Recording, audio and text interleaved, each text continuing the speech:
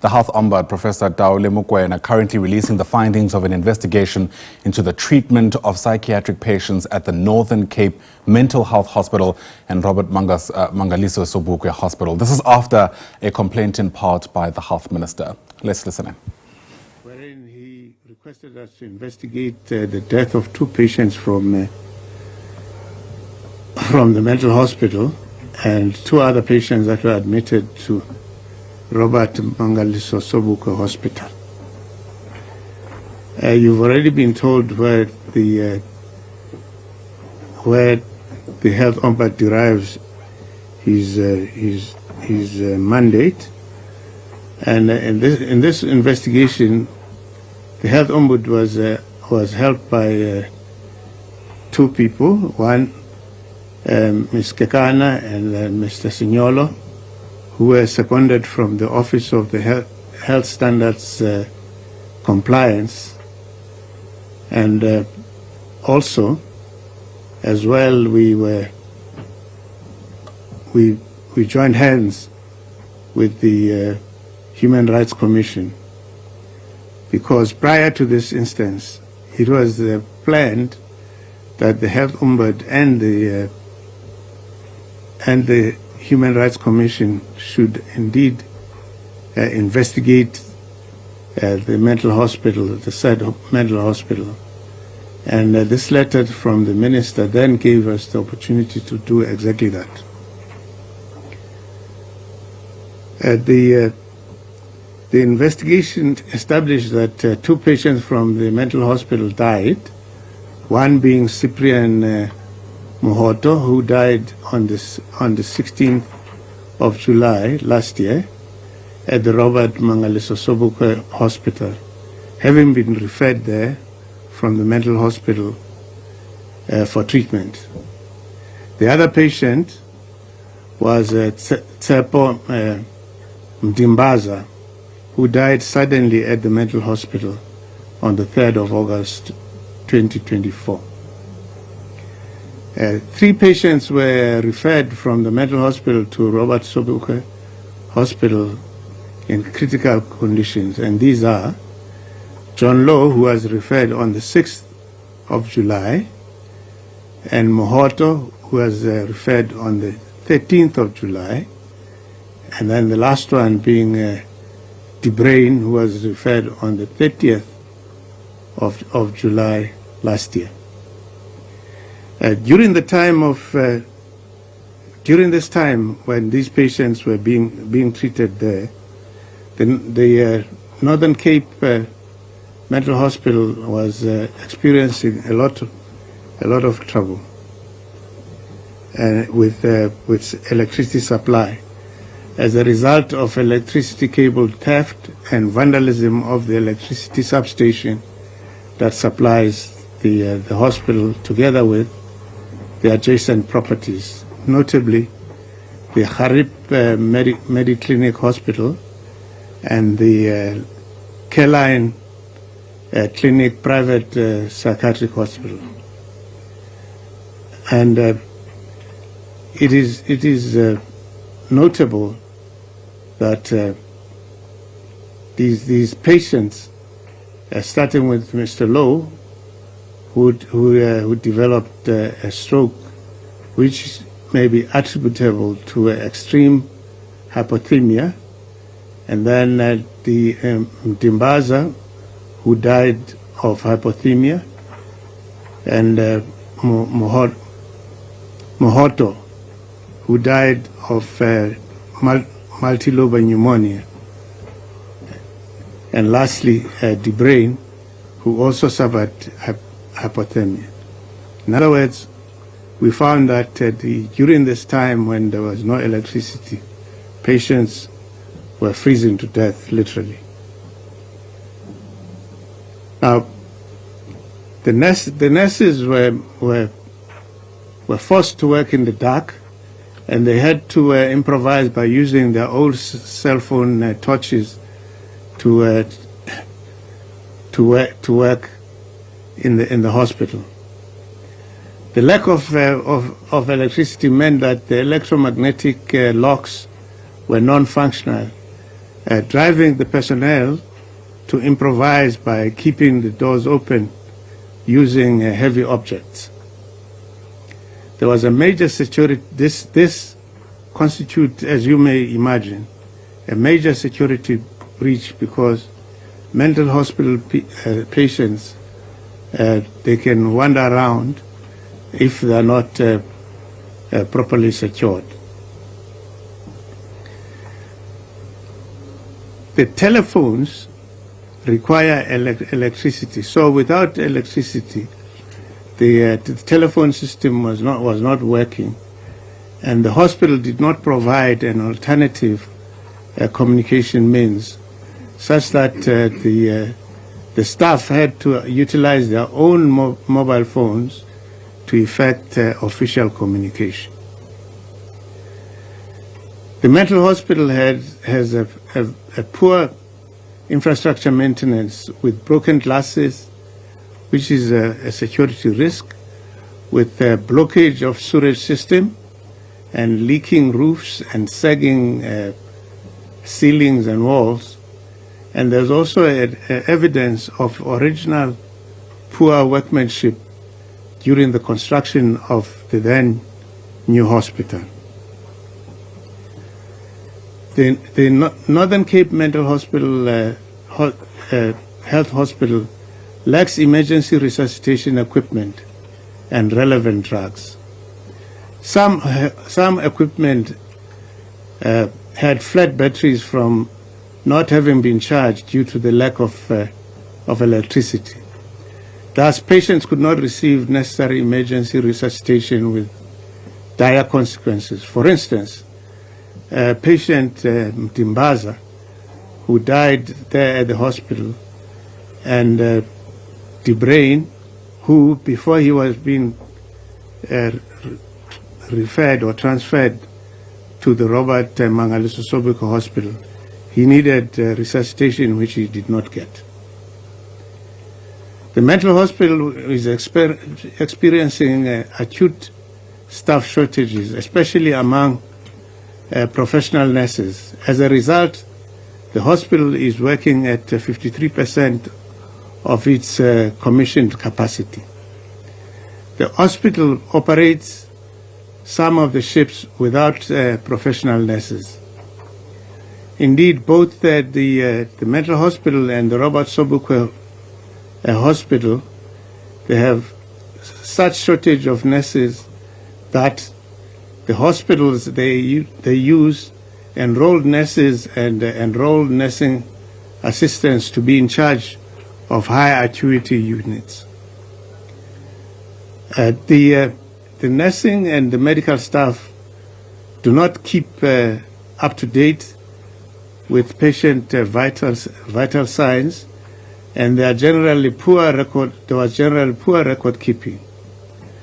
The hospitals, both of them, they lacked written protocols and standard operating procedures or guidelines on the management of patients to guide both doctors and the medical staff of how to manage patients. Both hospitals lack professional leadership, and the management was inefficient and ineffective. This, in our view, stems from the fluidity and the instability of senior management at the provincial health department level, whereby nearly all senior managers or management posts are filled by acting personnel. And this has been going on for some time in the province. The result is poor management of patients. Firstly, if we look at Mohoto, he was referred from the mental hospital for presumed bowel obstruction to Robert Mangaliso Sobukwe Hospital after a telephonic consultation with the surgical department at the Robert Sobukwe Mangaliso Hospital. On arrival at Robert Sobukwe Hospital, chest and abdominal x-rays were done, and they showed that there was no bowel obstruction, but rather there was a multiple lobar pneumonia. The patient was discharged by a medical officer without treating the pneumonia. However, the patient remained in the surgical recovery unit for 3 days and was not seen by any senior doctor from the surgical department until shortly before he died. And his condition had been deteriorating without anyone, neither the nurses nor doctors, not taking note of this fact and resuscitating him. If his pneumonia had been treated, he might well have been still alive today. Number 2, Dimbaza was discovered unresponsive in his bed at the mental hospital. He was hypothermic and hypoglycemic. His resuscitation was not sufficiently executed because of lack of equipment. The post-mortem reported that the cause of death was exposure to the elements. The other 2 patients who were referred to Robert Mangaliso Sobukwe Hospital, they received appropriate management before being discharged back to the mental hospital. Mr. DeBrain had his hypothermia and hypoxia reversed, while Mr. Lowe underwent successful craniotomy for intracerebral or intracranial hemorrhage, but he remains with dense hemiplegia today and is bedridden.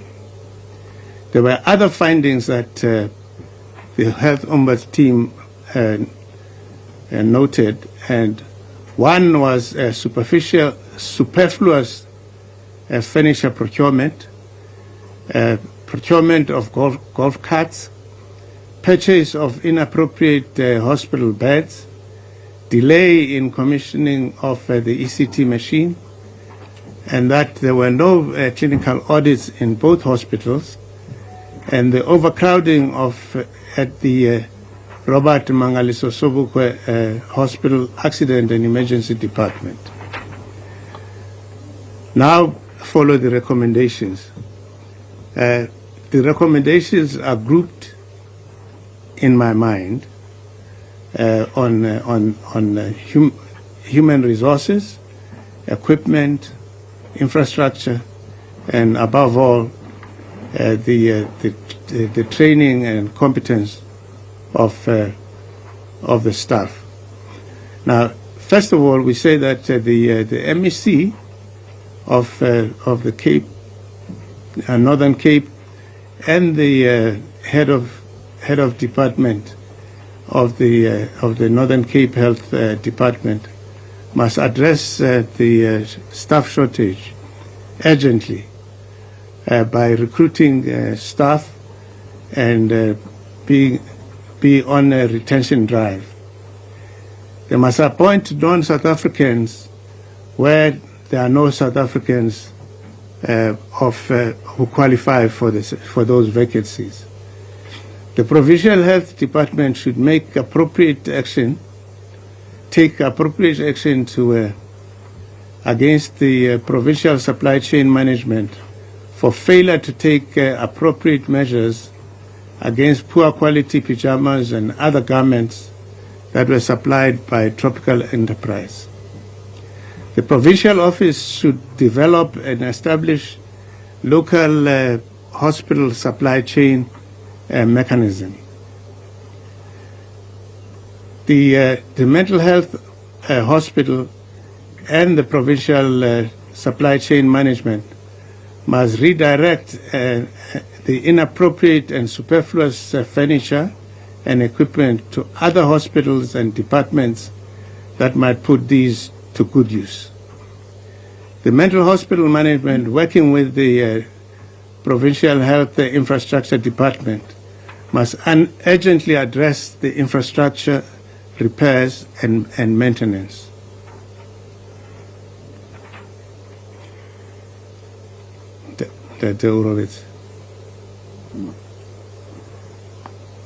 Both hospitals must devise comprehensive standard operating procedures, guidelines, and protocols to guide the health personnel on how to manage patients. Both hospitals' senior nurses must be capacitated with leadership and management skills through appropriate workshops. These hospitals must cease appointing enrolled nurses and enrolled nursing assistants to manage wards and units without professional nurses. The hospitals must develop criteria for applying or appointing night super staff. Both hospitals must develop or reinstate effective reporting systems and clear communications to enhance continuity of care. Both hospitals must conduct regular clinical audits in line with national guidelines.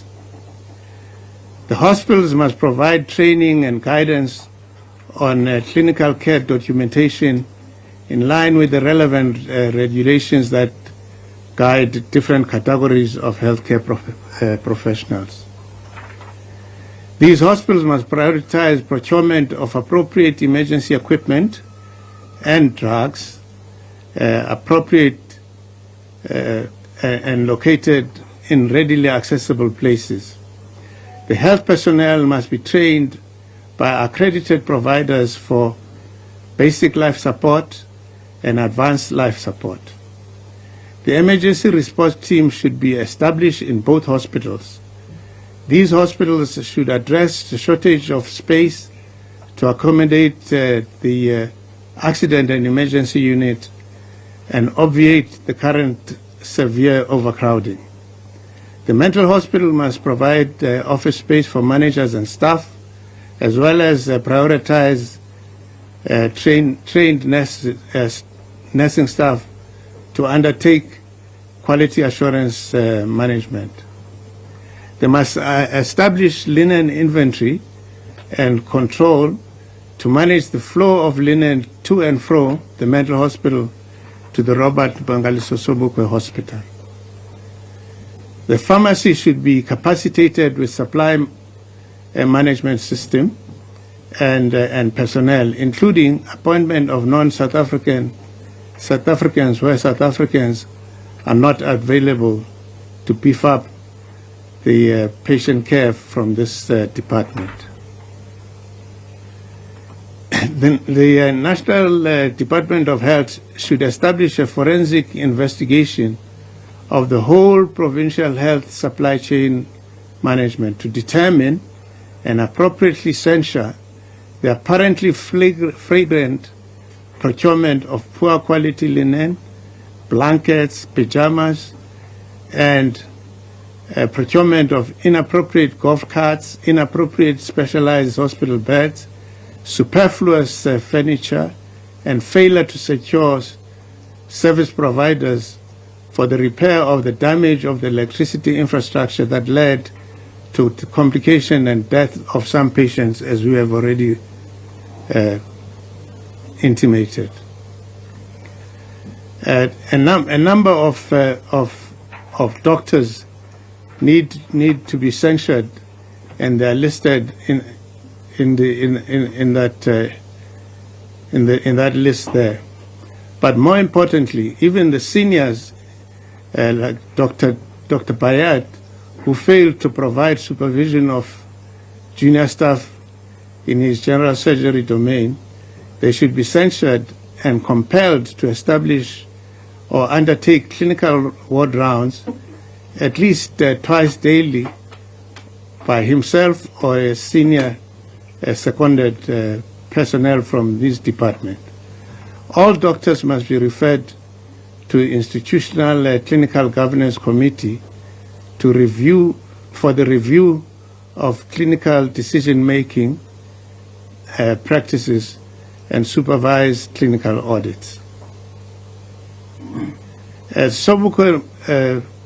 Robert Mangaliso Sobukwe Hospital should support and guide the junior doctors to ascertain that they are adequately supervised And the consultants in charge of psychiatry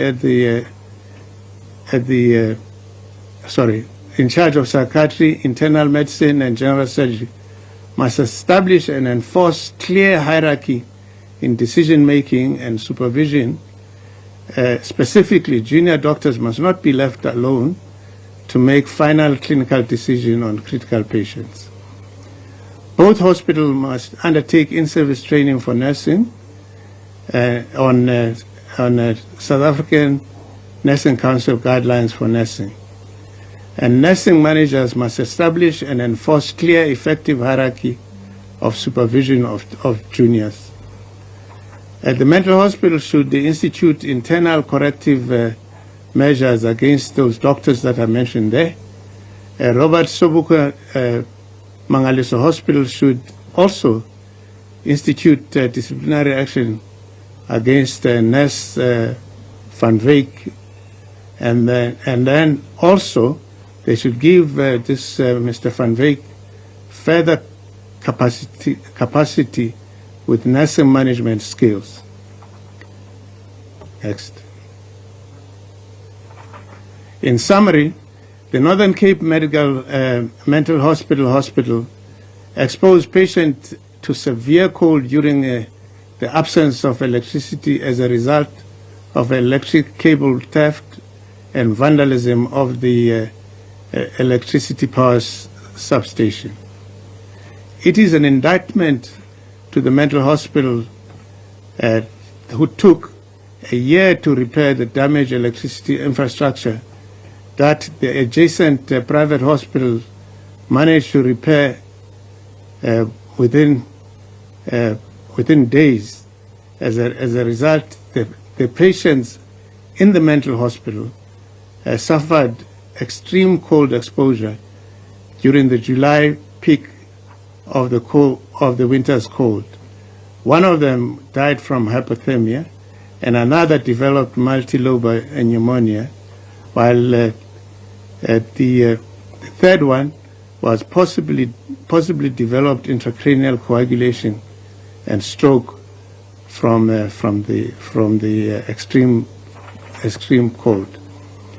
Both hospitals were confronted with severe staff shortage, where junior nurses were left in charge of high acuity units because of limited training and a scope of practice.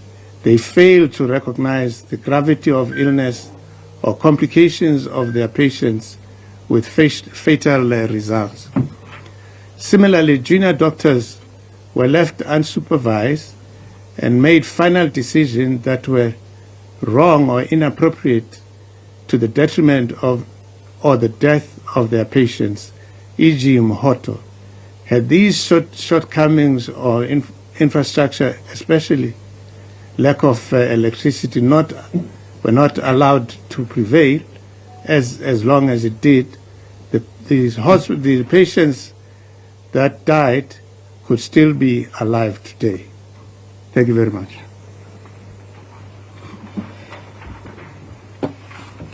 Yes.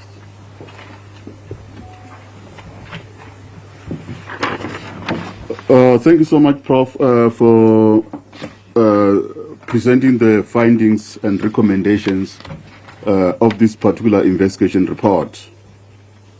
Colleagues, without wasting my time, I'm now going to move over to the handover of the reports. The Health Ombudsman is going to hand over the report to the Minister, to the Minister of Health, and also to the board, OHC board member, Muchunu, and also to the CEO.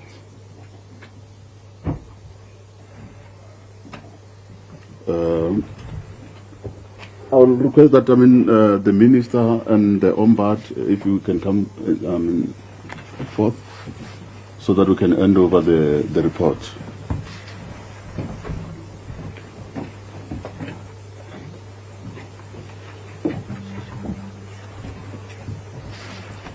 I think a copy of MEC 1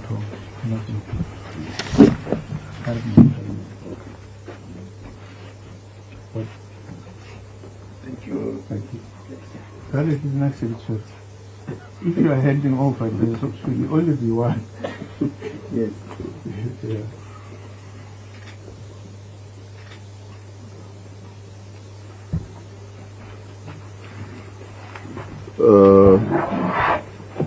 The other report we're going to hand over to the board chair, board member, Memchun.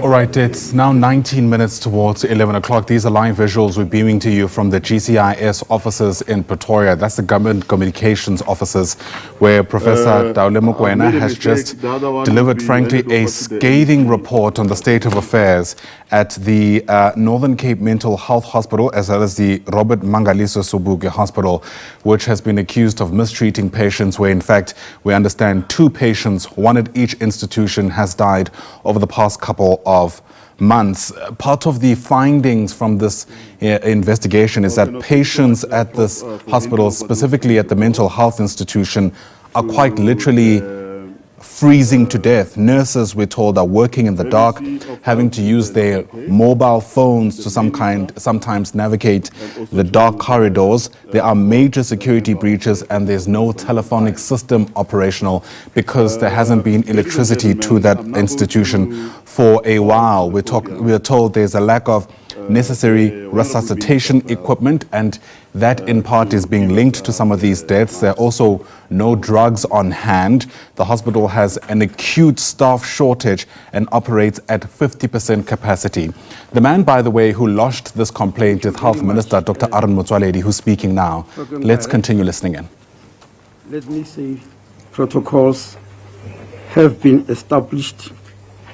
I don't have to repeat that, but to greet my colleagues, the Deputy Minister of Health, Dr. Pasha, and the MEC for Health in the Northern Cape, Mr. Mokoena, and the Health Ombud, Professor Taole Mokoena, and all protocols observed, as I said. Once more, the Health Ombud has done what the office was established for. Many years ago, when we established this office, because it was the first time that South Africa get a Health Ombud, when we appointed Professor Makgoba, I was asked what this Health Ombud means and what is the office going to do. My simple answer was that we are establishing to be a public protector of health, to protect healthcare system, and I'm once more happy that this is happening, Prof. The first action of the Ombud was unfortunately life is demanding, as you all know, and the Health Ombud then, Professor Makgoba, did his best, and then from there, Professor Mokoena came in. This performance from the Ombud never stopped. It is serving the purpose for which it was established. Prof, if I was a physician in practice and was to make a diagnosis to these 2 hospitals, I will diagnose them as having multi-system organ failure. That's what I will do if it was a human being. Multi-system organ failure meaning there is no organ that is functioning. Because basically, it's clear that there is a problem of management. And in quite a number of our hospitals, we do find that problem of management, and we try our best to deal with it. But I'm more alarmed to find that even clinical management here is poor by doctors who are trained. If you remember, Prof, when you released the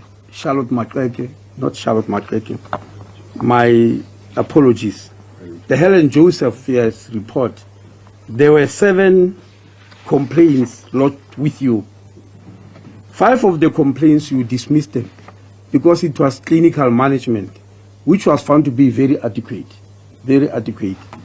by both doctors and nurses. The only problems that you upheld was the issue of infrastructure and the upkeep of the hospital. Now, in this case, that's not the case. Even the doctors did not do, I can't imagine, I haven't practiced for a long time, but I can't imagine a doctor finding a medically ill patient with pneumonia and referred him back to mental, without treating the pneumonia. That is unheard of. Now, what do we make of this? What do we make of this? Because all doctors and nurses are trained in the same institutions in the country. How come will doctors there have acted in this way? They come from the same medical schools which you all attended. So my conclusion is poor leadership with not working together. And I could guess, it's not in your report, I could guess that they don't even have management meetings, even mortality meetings in the mornings. I don't think they are there. Because if they were, some of these things could have been picked up. So it means going to restart from the scratch. And I'm particularly disappointed about the Robert Mangaliso Sobukwe Hospital. Because when that hospital was built, when it was opened officially, I was there. It was one of the best. It was one of the best. I was there. And in my speech, if you were to retrieve it, I made this statement that for it to be one of the best, we need the management to be on their toes all the time. Very clearly, it means that didn't happen. Because they had facilities which many other hospitals didn't have. We were celebrating it. So there is failure of management. Coming to, so Prof, I am happy that we have already selected medical staff that must be referred for professional misconduct in terms of failure of clinical care. This cannot be allowed, and it cannot be supported at all. And I hope, I'm wondering, Prof, why some are referred for training. They've been trained, they've passed. Well, in-service training is important, but I'm not sure whether we should sentence people just for training when they've done something that is so grossly wrong. My own thinking is that I would like to refer the whole staff to the Health Professions Council and the Nursing Council. They are the ones who will determine professionally whether what happened is right or wrong, because it's not acceptable to me. I don't want to boast, but I haven't practiced for 30 years now. But I don't think I'll do this type of failures. If you were to put me in a hospital today, I think I can do better. And yes, and I don't think this is something that we should encourage and allow to continue. Now, coming to the issues of infrastructure, it's quite unfortunate, Prof. Many of you were not there, may not have been there. Maybe let me say all of you here in front. I was there all the time. It was unfortunate when this hospital was built. It was chaos. In fact, some people are serving jail sentences because of what happened when Kimberley Mental Hospital was built. I went there several times. One of our top engineers even found that a building which does not have one story only, does not have a foundation at the bottom. This was found by senior engineers those years back. And that's why some people are serving jail sentences. And I was hoping, because we did send engineers there, that they will understand those issues. Now, on the issue of electricity, perhaps we should mention today, for people who steal cables and vandalize them, that they must know that they are also committing murder. In the instance, it's not just theft, it's absolute murder. And I was hoping the courts will realize that. But having said so, Having said so, Prof, I cannot but express my disappointment about the fact that when thugs vandalize systems, the hospital was not able to respond. I'll tell you why I'm disappointed. When load shedding started in Eskom the first time,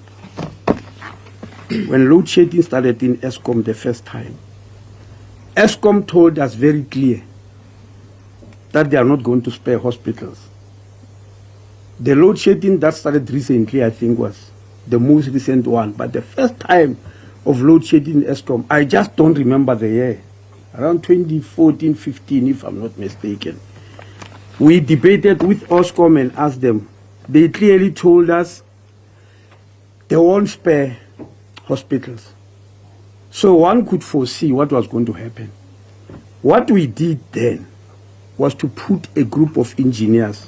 We had a very, very competent, hard-working engineer here, who unfortunately we lost to COVID, Dr. Masood Shaka, who was doing very well. He set up, at our instruction, a group of engineers who went hospital by hospital, where they were assessing how many generators do they have, are the generators adequate, should we buy more generators, if there is load shedding, can the hospital stand on its own, can areas that are sensitive, can they be protected? Can we restore electricity there? And that report was very, very comprehensive.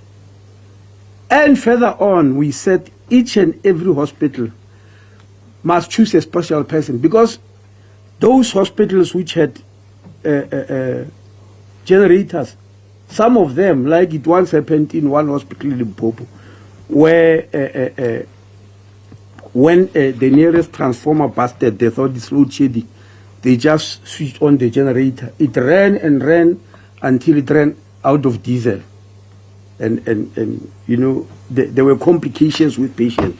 So we said each hospital must have an individual whose job is to check the generators regularly. We said that regularly, to make sure that there is enough diesel, even if there's load shedding, just to start the generator, to make sure that if there is a problem, the generator will start on its own. Because if there's no load shedding for a long time and you are keeping generators, you may find that some of them are faulty, and you discover when there's a crisis. We did that and said each and every hospital, we even asked that that person must keep a record, that they went to check the generator on this day, there was so much diesel, they went to restart it on this day, it started on its own, etc., etc. We did that also because there were problems at Chris Hani Baragwanath Hospital at some stage about generators. Now, for vandalism to occur years later and find that the hospital cannot stand on its own because of the shortage of electricity. Not surprising, Prof, that the nearer private hospitals were affected in the same way but could stand it. Obviously, they had people who were taking care of this. That's why I'll call it clear failure of management.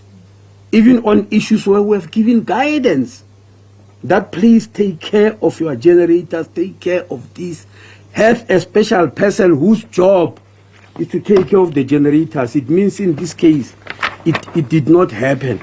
And that's why I'm saying it's multi-system organ failure, because then comes the unexpected clinical failure, even just to know that a mentally ill patient with pneumonia cannot be referred back to a mental hospital or to the surgical unit as such before the pneumonia is treated and fully treated.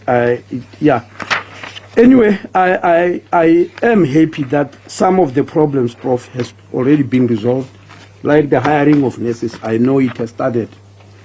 But there's another issue that I cannot fail to mention. The issue of buying linen. You said there must be a forensic investigation, Prof, on procurement. Now, you are mentioning a company here, I don't know it, Tropical Enterprise, which produces poor quality pajamas and other garments. I'll tell you why I'm disappointed about this. MEC, unfortunately, you are not there. You won't know. But your predecessors, the previous MECs, should know. On this issue of good quality pajamas, other garments, and all that, they should know. Because, Prof, the Department of Labor has established a unit here in Silverton. And from there, they establish units in all the other provinces, except Mpumalanga. All the others have got that unit. Those units are meant by people living with disabilities. And they are producing these things. They are producing garments, pajamas, etc. Very well. Even at the end of May, I went there to check again and found them still producing and doing very well. And I talked to the Deputy Minister. I didn't send her, she doesn't report to me, the Deputy Minister of Labor. I asked her if all the other units in all the other provinces are still okay. And she said, yes, they can still produce. But then how do we go and order to a company that is going to cause us this type of embarrassment when the state itself has got areas where I would like to tell the country that after the spectacle at Helen Joseph Academic Hospital, I asked the DG to put all heads of departments together to find out the shortages on these issues. Because we mentioned them: beds, linen, mattresses, pressure mattresses for people who have got stroke, etc. And I said each and every HOD must give a list hospital by hospital where there's a shortage. That list was given, and we discovered that we need to buy 1.4 million articles in that regard. And it's going to cost us 1.3 billion. When the Minister of Finance was reading the budget, I'm sure you are aware that he gave us an extra 6.7 billion to move away from austerity. We are aware and we accept that there was austerity for about a decade. Austerity in health that caused some of this problem of shortage. But the minister said he wants us to have a start, because it's just a start. We've got 6.7 billion. I called all the MECs, sat with them, the deputy minister, in the National Health Council to decide what we are going to do with this money, 6.7 billion. One, to hire 1,200 doctors. Two, to hire 200 nurses. Three, to hire 250 other healthcare workers. That's the first thing we want to do with this money. Secondly, to buy the 1.4 million articles. That will be the pajamas, bed sheets, etc. And they will cost 1.3 billion. 2 weeks ago, I called all the MECs. And now it becomes even more urgent. I said all of them must go and procure this from the Department of Labor. Enterprise. It is there.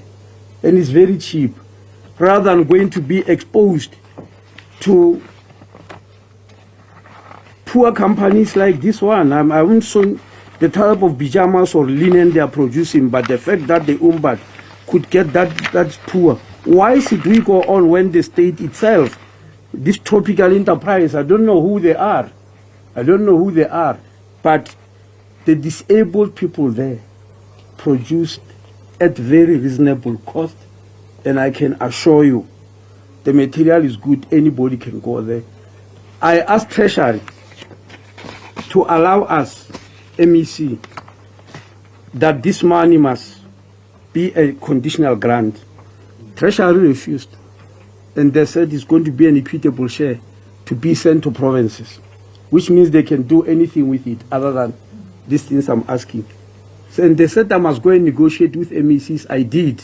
MEC, unfortunately, you couldn't attend such a meeting. I don't know whether they reported to you. That we are saying, once this money is given, even if it's given to provinces directly, they must go and purchase this thing at the Department of Labor, enterprise, being produced by people living with disabilities. Every province can be able to do that except Mpumalanga, which can come to Silverton directly because they do not have it. There won't be any excuse if this doesn't happen. I can see here there is a shortage of professional nurses. I think among the 200, there will be a quota for the Northern Cape. They ought to be able, it's a very small number. But remember, we are just helping at the national level. The issue of budgeting for hiring of staff is a provincial matter. So the province itself must go back and look very seriously into this issue. But all in all, Prof, thank you very much. You have done your job. What I will then do, I'll get the National Mental Health Review Committee, chaired by Professor Solura Taemani, the former head of psychiatry at Sefako Mahatu, will have to pay a very good visit. I know they've been there after these events, but after your report, I think I'll ask them to go there. I'll love to go with them, but they've already been there to re-look at the whole situation, because I think we need to restart again what's happening in the two hospitals to reverse the multi-system organ failure. Thank you very much.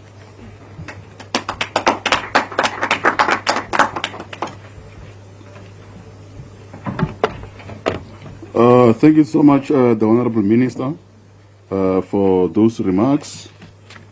Ladies and gentlemen, I'm now going to allow members of the media an opportunity to ask questions, either being present. All right, you've been listening in there to the response by Health Minister Dr. Aaron Motsoaledi, who's just received a report from the man sitting next to him there, Health Ombud Professor Taole Mokoena. And this is off the back of investigations into operations at Northern Cape Mental Health Hospital as well as Robert Mangaliso Sobukwe Hospital. Both institutions have received a scathing assessment where we're told patients are quite literally freezing to death. Nurses are working in the dark and have to use their own flashlights to navigate the institution. There are major security breaches and telephonic system interruptions because of a lack of electricity. There are no crucial resuscitation equipment and drugs. And in fact, we're told there is an acute shortage of staff. The minister, in his response, has essentially said that he wants to take matters way further than the recommendations that were presented by the Health Ombudsman. In fact, part of what was recommended is that there should be a training, for example, of some of the staff there. And Minister Motsoaledi is saying many of the staff members who are working have in fact been trained. He is suggesting instead, this is the minister, of sending some of these officials or personnel to the Health Professions Council for them to make some kind of determination of a way forward. It's really a scathing assessment, as I mentioned, and quite reminiscent, dare I add, of what we heard about operations at Life Esidimeni.